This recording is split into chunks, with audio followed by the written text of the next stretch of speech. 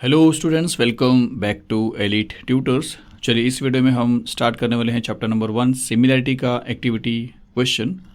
और आपके text book में जो आपको पहला एक्टिविटी दिख रहा है वो ये है, जहाँ पे आपको 3 डायग्राम दिया है और आपको यहाँ पे जो बॉक्सेस है उसको आपको फिल करना है और यहाँ पे लिखा है फिल इन द ब्लैंक्स। तो चलिए एक एक करके सॉल्व करते हैं। सबसे पहला जो क्वेश्चन है वो ये है कि ये डायग्राम दिया है और आपसे area of triangle A B C upon area of triangle A P Q आपको फाइंड आउट करना है। और जिसके लिए आप जानते हो कि जो प्रॉपर्टीज़ हमने स्टडी किया था सिमिलरिटी में उसका यूज़ होने वाला है और वो कंसेप्ट भी मैंने चैप्टर में सिखाया है स्टूडेंट्स अच्छे से। तो एक्टिविटी हम कर रहे हैं ये सोच के कि हमको आता है वो सारे कंसेप्ट और इसलिए हम कर रहे हैं स्टूडेंट्स। यहाँ पे डिटेल में कंसेप्ट तो नहीं बताया जाएगा। तो अब area of triangle A B C और area of triangle A P का रेशियो अगर आपको लिखना है तो आपको ये देखना है कि ए बी सी में बेस क्या है और ए बी सी में हाइट क्या है और ए पी क्यू में बेस क्या है और ए पी क्यू में हाइट क्या है और वही चीज़ आपको यहाँ पे लिखना है। तो अब ए बी सी की बात करेंगे तो ये ट्रायंगल ए बी सी है जिसमें अगर आप बेस देखते हो तो ये है बेस बी सी। और हाइट की अगर आप बात करते हो तो ये है हाइट। तो बेस है बी सी और हाइट है ए आर। तो आप यहाँ पे लिख सकते हो बेस की जगह पे बी सी और हाइट की जगह पे ए आर। फिर अब क्या करेंगे, अब ए पी क्यू पे चलेंगे। तो ए पी क्यू अगर आप देखते हो तो ये है ट्रायंगल आपका ए पी क्यू। और इसमें भी आपको करना क्या है, बेस और हाइट लिखना है। तो यहाँ पे बेस अगर आप देखोगे तो पी क्यू है और हाइट अगर देखोगे तो ए आर है। तो बेस आपने लिखा पी क्यू और हाइट आपने लिखा ए आर। अब यहाँ पे आपको क्या देखने को मिल रहा है कि ये 2 ट्रायंगल ऐसे थे जहाँ पे हाइट दोनों का सेम था। तो हाइट अगर सेम है तो हाइट कैंसिल हो जाएगा और अगर हाइट कैंसिल होगा तो बचेगा B C upon P Q और यहाँ पे आपको लिखना पड़ेगा बी सी और यहाँ पे आपको लिखना पड़ेगा पी क्यू। तो ये वो 2 ट्रायंगल है जिनके हाइट्स इक्वल हैं।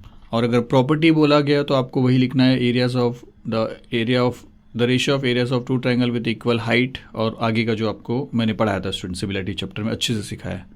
तो ये आपका पहला क्वेश्चन है। तो चलिए अब इसके बाद जो सेकेंड क्वेश्चन है वो देखते हैं। सेकेंड क्वेश्चन ये है, फर्स्ट क्वेश्चन मैंने आपको कराया। सेकेंड क्वेश्चन आपको अब देखना है कि area of triangle L M N के लिए ट्रायंगल एल एम एन कहाँ पे है, उसका बेस क्या है, उसका हाइट क्या है। फिर डी एम एन में उसका बेस क्या है और हाइट क्या है। वो सारी चीज़ आपको यहाँ पे लिखना है। अगर कुछ कैंसिल होता है तो आपको कैंसिल करना है और यहाँ पे जो बचेगा वो लिखना है। तो ये आपके लिए रहेगा स्टूडेंट्स और ये सारी चीज़ें आप जानते हो। चलिए फिर सेकेंड के बाद थर्ड क्वेश्चन देखते हैं। थर्ड क्वेश्चन यहाँ पे क्या लिखा है कि M is the midpoint of segment A B. तो आप अच्छी तरह समझ लीजिए कि ए बी का M जो है वो मिड पॉइंट है और अगर M मिड पॉइंट है तो ए एम और एम बी ये दोनों इक्वल होगा। तो ये चीज़ यहाँ पे समझना है और इसीलिए ये चीज़ दिया है। और अगर ये M मिड पॉइंट बनता है तो सी एम ऑब्वियसली क्या बन जाएगा, मीडियन बन जाएगा। तो यहाँ पे सिर्फ इतना बताया है कि M is the midpoint of segment A B and therefore segment C M will become what, median. ऐसा आप समझिए बिकॉज वो मीडियन ही बनता है।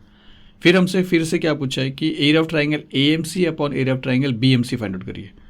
तो अब ए एम सी ट्रायंगल ये है आपका, जिसमें से अगर आप बेस देखोगे तो ए एम है और हाइट यहाँ पे आपको नहीं दिख रहा है। और बी एम सी ट्रायंगल अगर आप देखोगे तो ये है बी एम सी ट्रायंगल, जहाँ पे आपको एम बी या बी एम आपको बेस दिख रहा है और इसका भी हाइट आपको नहीं दिख रहा है।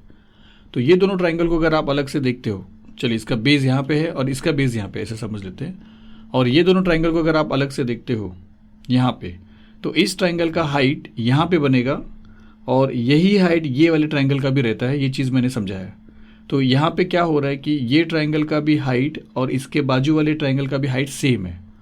मतलब ये ऐसे 2 ट्रायंगल है जिनके हाइट सेम है। और जब हाइट सेम होते हैं तो हम ratio of areas of triangle को का फाइनल वैल्यू क्या लिखते हैं, बेस अपॉन बेस। तो इसका बेस ए एम आ जाएगा जो यहाँ पे लिखना पड़ेगा और इसका बेस बी एम आ जाएगा जो आपको यहाँ पे लिखना पड़ेगा। तो हम यहाँ पे लिख देते हैं ए एम और यहाँ पे लिख देते हैं बी एम। फिर उसके बाद देखिए क्या होगा कि सिंस एम जो है वो ए बी का मिड पॉइंट है तो ए एम और बी एम ये दोनों क्या हो जाएंगे, इक्वल हो जाएंगे। तो चाहे ए एम के प्लेस पे आप बी एम लिखिए या बी एम के प्लेस पे आप ए एम लिखिए, दोनों भी चलेगा। तो सेकेंड वाले स्टेप में हम क्या कर रहे हैं कि ए एम को ए एम रखा है फर्स्ट वाला ऊपर वाला न्यूमरेटर, और डिनोमिनेटर में जहाँ पे बी एम लिखा है वहाँ पे भी ए एम लिख दे रहे हैं बिकॉज बोथ आर इक्वल, दोनों इक्वल है और यहाँ पे दिया भी है और आप ये लिख सकते हो। ये तो एक्टिविटी आपको लिखने की ज़रूरत नहीं है। फिर आपको क्या करना है, फिर ए एम और ए एम कैंसिल करना है और जब ए एम और ए एम कैंसिल हो जाता तो यहाँ पे आ जाएगा 1। तो ऐसा सॉल्व करना था स्टूडेंट्स। चलिए इसके बाद देखते हैं। इसके बाद आपका ये क्वेश्चन है एक्टिविटी का, आपके टेक्स्ट बुक में आपको सिर्फ देखना कि कहाँ पे है ये।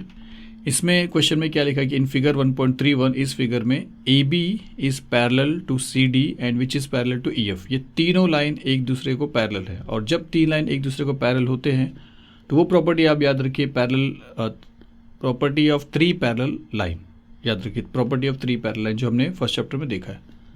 फिर आगे आपको बोला कि अगर ए सी 5.4 है, सी ई 9 है, बी डी 7.5 है, और आपसे बोला कि फिर फाइंड आउट करिए डी एफ। और सॉल्यूशन में आपको पहले लिख के दिया है कि तीनों लाइन पैरेलल है, और फिर आपसे बोला कि ये बॉक्सेस फिल करिए और यहाँ पे फाइनली आंसर निकालिए। तो जब तीन लाइन पैरेलल होता है तो हमारा जो फॉर्मूला मिलता है, जो रेशियो मिलता है, वो कैसा मिलता है देखिए। आपको मिलता है A C upon E C is equal to B D upon D F. तो ए सी अपॉन ई सी है, तो ए सी यहाँ पे है पर ई सी नहीं लिखा है, तो यहाँ पे आ जाएगा ई सी। फिर B D upon D F है, तो बी डी यहाँ पे नहीं लिखा है लेकिन डी एफ यहाँ पे लिखा है, तो यहाँ पे आ जाएगा बी डी। और इसका रीज़न क्या रहेगा, बस वही रीज़न जो हमने पढ़ा, by the property of three parallel lines, वो यहाँ पे आपने लिखा, क्योंकि यहाँ पे भी आपसे पूछा था वो चीज़। फिर ए सी के प्लेस पे हमने लिखा 5.4 बिकॉज ए सी का वैल्यू दिया है। ई सी के जगह पे हमको लिखना है ई सी, सी ई सी एक ही है तो 9 लिखेंगे। बी डी जो यहाँ पे दिया 7.5, तो यहाँ पे आएगा 7.5, और नीचे है डी एफ, तो यहाँ पे आएगा डी एफ। और फिर डायरेक्टली आपको बोला कि डी एफ का वैल्यू जो आएगा वो आप लिखिए। तो यहाँ पे मैं थोड़ा सा आपको सिंपल सॉल्व करके दे रहा हूँ, लेकिन फाइनल आंसर जो है वो आपको ही फाइंड आउट करना है और आपको कमेंट करके उसको देखना है। तो थोड़ा सा ये बता रहा हूँ कि आप किस तरह डी एफ का वैल्यू फाइंड आउट करोगे यहाँ पे। तो देखिए, अब डी एफ डिनोमीटर में है और डी एफ का वैल्यू पाने के लिए डी एफ को न्यूमीटर में आना चाहिए। तो या तो आप दोनों को उल्टा उल्टा कर दो, इन्वर्ट इंटू, कि 5.4 अपॉन 9 जो है उसको 9 अपॉन 5.4 लिख दीजिए, और 7.5 अपॉन डी एफ जो है उसको डी एफ अपॉन 7.5 लिखिए। या तो इसको यहाँ पे भेजिए और इसको यहाँ पे भेजिए। देखिए वैसा भी हो सकता है, इन्वर्ट इंटू कर दीजिए, दोनों साइड को इन्वर्ट इंटू कर सकते हैं। तो इसको लिख देते हैं 7.5 अपॉन डी एफ को डी एफ अपॉन 7.5। यहाँ पे हल्का सा बता रहा हूँ आपको कि यहाँ पे लिखते हैं डी एफ अपॉन 7.5, और विच इज़ इक्वल, इसको उल्टा कर देते हैं 9 अपॉन 5.4। फिर आपको डी एफ अगर चाहिए तो 7.5 को आप यहाँ पे भेजिए। तो डी एफ देखिए यहाँ पे लिख रहा हूँ कि D F which is equal to 9, और ये वहाँ पे गया तो मल्टीप्लाई बाय 7.5 और द होल डिवाइडेड बाय 5.4।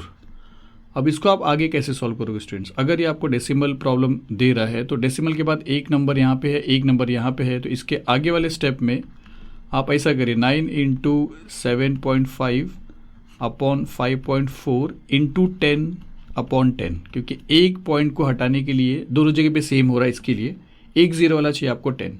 इससे फाइनली क्या बन जाएगा, ये 9 इंटू 75 जो पॉइंट हट जाएगा और नीचे बनेगा 54, और ये पूरा आपको सॉल्व करना है और इसका वैल्यू आपको लिखना है और आपको फाइंड आउट करना है, कमेंट्स करके चेक करना है। लिंक में भी आपको ये आंसर मिल जाएगा, लेकिन आप थोड़ा ट्राई करिए स्टूडेंट्स, क्योंकि एक्टिविटी काफ़ी दिनों के बाद आपको मिल रहा है। इसका ये मतलब है कि आपको ये लेसन आता है और काफ़ी कैलकुलेशन आपने कर लिया है, तो आगे के इस कैलकुलेशन को आपको सॉल्व करना है। चलिए इसके बाद वाले क्वेश्चन को देखते हैं। इसके बाद आपको एक क्वेश्चन दिया है ये, और यहाँ पे क्या लिखा है कि एक ट्रायंगल है और ये फिगर आप देख रहे हो इस तरीके का फिगर है, और ट्रायंगल का नाम ABC है, और आपको बोला है कि रे बी डी जो है वो बाइसेक्ट कर रहा है एंगल ABC को, मतलब वो आधा आधा कर रहा है, जो आप ये सिंबल से समझ पा रहे हो। और ADC ये तीनों पॉइंट एक सिंगल लाइन में है, और साइड DE जो है DE ये पैरेलल है BC को, और AEB ये तीनों पॉइंट भी एक स्ट्रेट लाइन में आ रहे हैं। और इतना होने के बाद आपसे बोला कि प्रूव करो कि AB upon BC is equal to AE upon EB।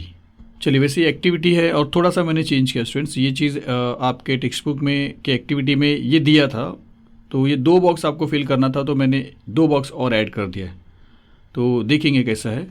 अब यहाँ पे प्रूफ में क्या लिखा है कि इन ट्राइंगल ABC रे BD बाइसेक्ट्स एंगल B। तो ये ट्राइंगल में BD क्या कर रहा है, एंगल B को बाइसेक्ट कर रहा है। तो आप जानते हो कि जब एक ट्राइंगल में कोई एक रे या कोई एक एंगल बाइसेक्ट होता है तो वहाँ पे एंगल बाइसेक्टर थ्योरम आप यूज़ कर सकते हो, और जिसका फॉर्मूला मैंने आपको लेसन में अच्छी तरह समझाया, ट्रिक भी बताया स्टूडेंट्स। तो यहाँ पे जो ट्राइंगल की बात करें वो ट्राइंगल ABC है यहाँ पे। और चलिए हाँ, पहले ये जो लाइन था ये लाइन को हम हटा रहे फिलहाल के लिए, बिकॉज हमको जो ट्राइंगल बोला है उसके अंदर जो एंगल बाइसेक्टर दिया उसको प्रॉपरली एंगल बाइसेक्टर को देखेंगे। तो ये लाइन हमने यहाँ पे हटा दिया और ये ट्राइंगल लिया, मतलब ये ट्राइंगल ABC। उसमें आपको फॉर्मूला क्या मिलेगा स्टूडेंट्स, देखिए चलिए मैं फिर से बता रहा हूँ कि अगर ये ट्राइंगल लिया हमने, ट्राइंगल ABC, और ये उसका बाइसेक्टर है, तो आपको क्या मिलता है? एंगल बाइसेक्टर के थ्योरम से आपको क्या मिलेगा? AB upon BC is equal to AD upon DC। ये मैंने आपको बताया था।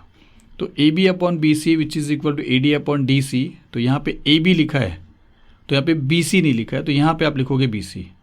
और फिर यहाँ पे AD अपॉन DC आएगा तो DC यहाँ पे लिखा है और AD नहीं लिखा है, तो यहाँ पे आ जाएगा AD। और इसका रीज़न है एंगल बाइसेक्टर थ्योरम। फिर ये लोग क्या कर रहे हैं, देखिए अब ये फर्स्ट पार्ट कर दिया इन्होंने, फर्स्ट इक्वेशन कर दिया।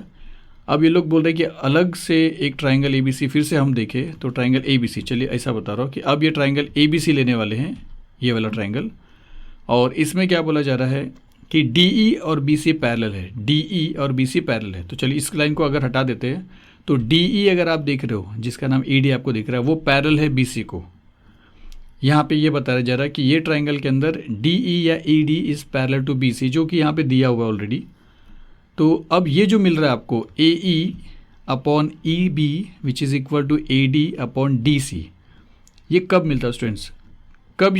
जब मतलब अगर कोई ट्राइंगल में कोई एक सेगमेंट किसी एक लाइन को पैरेलल है जो दो डिस्टिंक्ट पॉइंट पे इंटरसेक्ट करता है, तो आप जानते हो कि ये चीज़ मिलता है बेसिक प्रोपोर्शनैलिटी थ्योरम से। तो जो आपको मिला है AE upon EB which is equal to AD upon DC, जो यहाँ पे लिखा है, तो उसका रीज़न आपसे पूछा है तो वो रीज़न आ जाएगा बेसिक प्रोपोर्शनैलिटी थ्योरम। ये सब डिटेल में हुआ है स्टूडेंट्स, यहाँ पे फिर डिटेल में नहीं जा सकते। तो अब यहाँ पे सेकेंड में आपने ये बता दिया है, फर्स्ट में आपने ये बता दिया है।